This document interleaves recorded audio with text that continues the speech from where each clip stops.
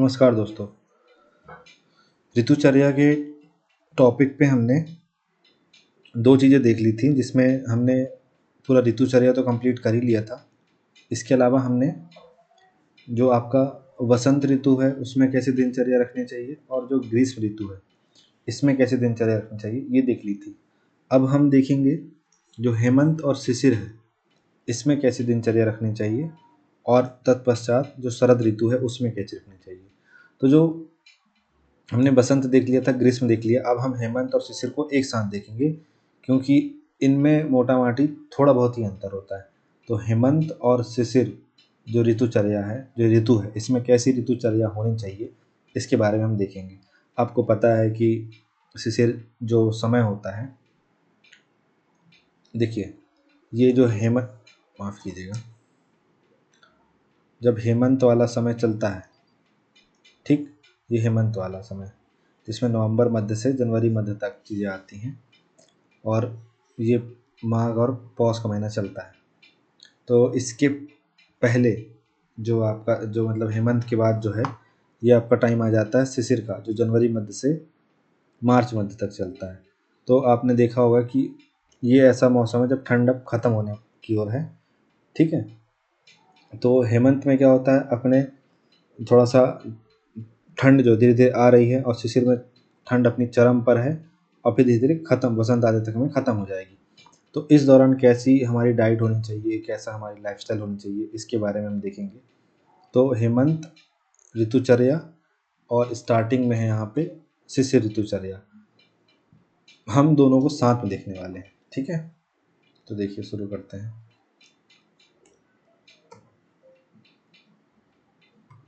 तो हम देखते हैं सबसे पहले हेमंत जो ऋतु है इसमें हमारी कैसे ऋतुचर्या होनी चाहिए इसके बारे में देखते हैं। तो आप पाएंगे कि जब ये हेमंत का समय चल रहा है, मतलब कि ये आपका जो टाइम है, ये आपका कौन सा टाइम है, ये आपका मिड नवंबर से मिड जनवरी तक का टाइम है, ठीक है। और इसमें क्या होगा, इसमें जो है चंद्रमा जो है वो बलवान है अपने सौम्य गुणों के साथ, ठीक है। वहीं जो सूर्य है उसकी जो शक्ति है वो अभी कम है, वो उसकी शक्ति जो है क्षीण है। तो इस समय जो औषधि भी है, ठीक है ना, जो भी औषधियाँ होती हैं, जो भी हम खाते हैं, कुछ भी चीज़ें होती हैं, वो सब पौष्टिकता का काम करती हैं। क्योंकि इस दौरान क्या है, जो हमारा पित्त दोष है वो बढ़ा हुआ है, ठीक है।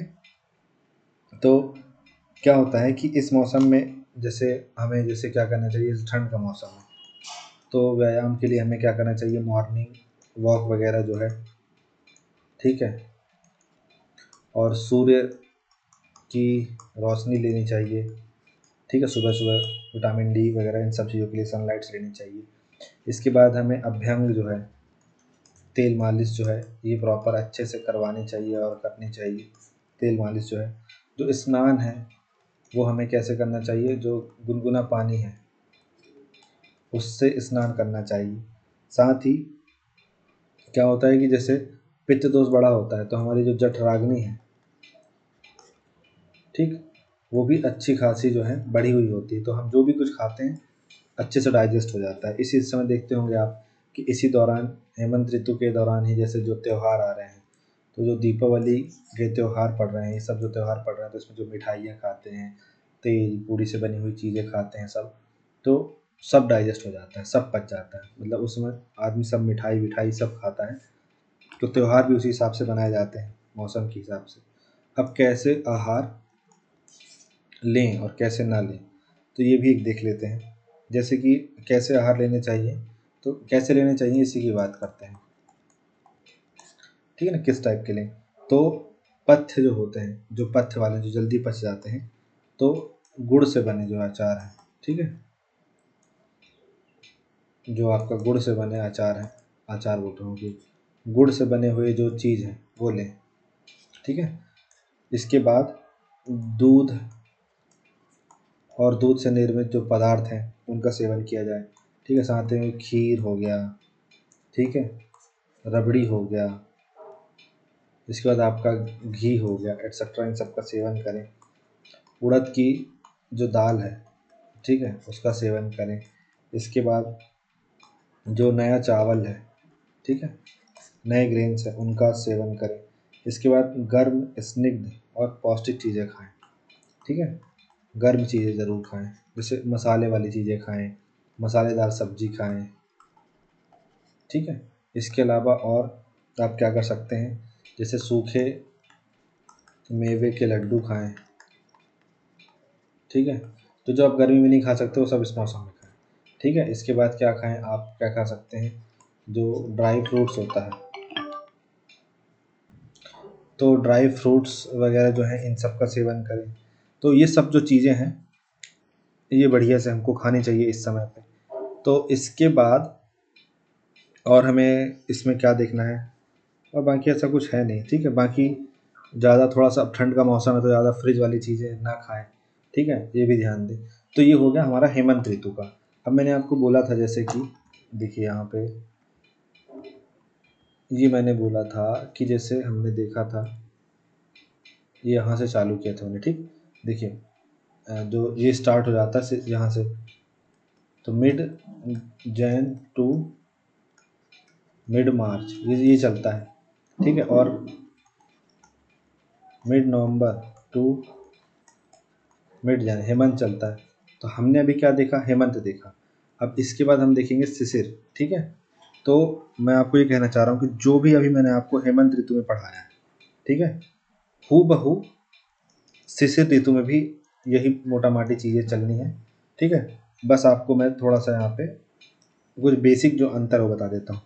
तो शिशिर का अगर शिशिर ऋतु में कैसी ऋतुचर्या है, अगर ऐसा आ जाए तो आपको कुछ नहीं करना है, सेम एज हेमंत ऋतु, ठीक है। ऐसा एग्ज़ाम में नहीं लिख देना है, आप हेमंत ऋतु का पूरा याद कर लीजिएगा, उसको हूबहू आप यहाँ पटक दीजिएगा।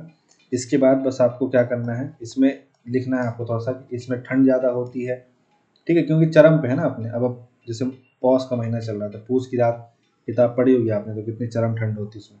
तो ठंड का चरम महीना है, और मौसम लिख दीजिए mid Jan to mid March, ठीक है, ये वाला टाइमिंग हो गया।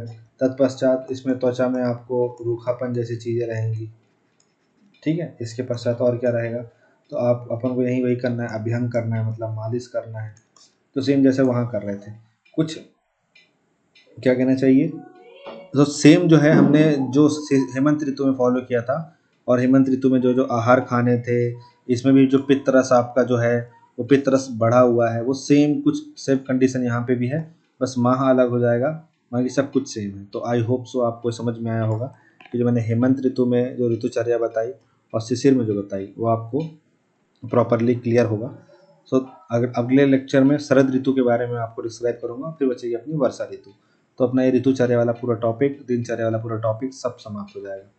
तो आई होप सो आपको ये क्लियर होगा। तो thank you so much for watching this video. Have a nice day.